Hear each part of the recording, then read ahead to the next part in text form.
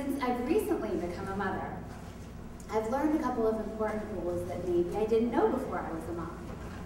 Like, 1, don't say bad stuff about kids. Man, I wish that kid would trip on his shoes and fall down. Bad. Also, don't say bad stuff to kids, like, hey kid, go trip on your shoes and fall down. Very bad. Now, you're probably saying, Amanda, this is obvious. Who would say something like that? Me, I would. That's it, and this is why. Now, I'm new to the playground scene. Did you know that there are different classes of playgrounds? Me neither. But my toddler and I happened to stumble onto the rich people playground. You know, the one with a hot tub and a concierge. The place was massive. It was the first really warm day in Philadelphia in months, so every child was there west of the Atlantic. And it wasn't just regular kids. It was the dreaded big kids. See, we moms with toddlers say big kids like it's a troop of Nazis. Oh, we had to leave. There were big kids there. Stop everything. Where's my child? The big kids are coming. But my little G was so excited to be at this giant playground that I put on my brave face. I was ready to take them. Now, my son is still such a little chunk, and he waddles around like Frankenstein. He's not fast, and he'll trip over his own shadow. So I'm still right next to him as he attempts to climb the 8-foot rock wall. I told you, rich people playground. And I see the big kids approaching, Sam's parents. I mean, the parents are there, but they're on a bench talking to each other about the Real Housewives of something. I may be sort of jealous about this. Regardless, the scene is big kids, G, and me. And that's when it starts. The big kids swarm. It's like they're a 70% blind and deaf species. They just go. They don't care who or what is in their way. They push and they shove and they fall and they keep going.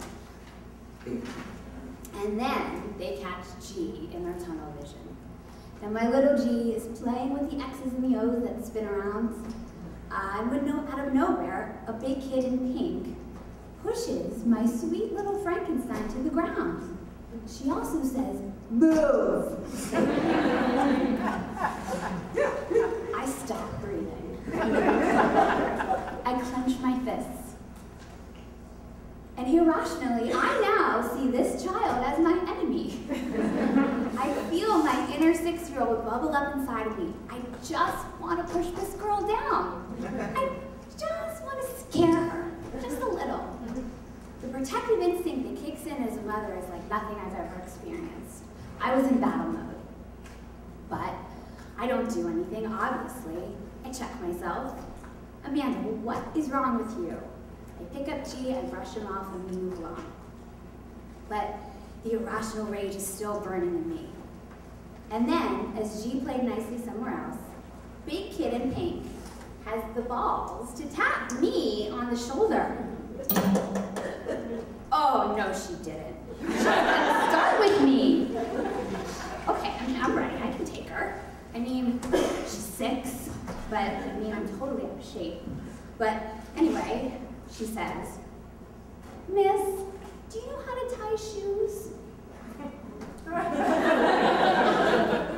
I'm such an asshole. Yes, sweetheart, let me help you. Thank you. And off she went. And I wondered what on earth has happened to me. She's a little girl. I'm an adult. I need to use my damn head. I also have to teach G how to not act a fool in his life. And I know that one day G will also be a big kid. And he'll be an asshole to someone other than me. And I hope that mom will see G as just a kid who's learning to not be an asshole. Because that's all kids are. Mini assholes who are just learning to be regular. It's hard work, and let's be honest, I'm still working on it. And then I hear it. Smack. And I turn around and I see G crying after a little boy just pushed him to the ground. Oh no, that boy is done. And with that, I realize I'm totally going to get arrested in the next 10 years. But I can't get arrested.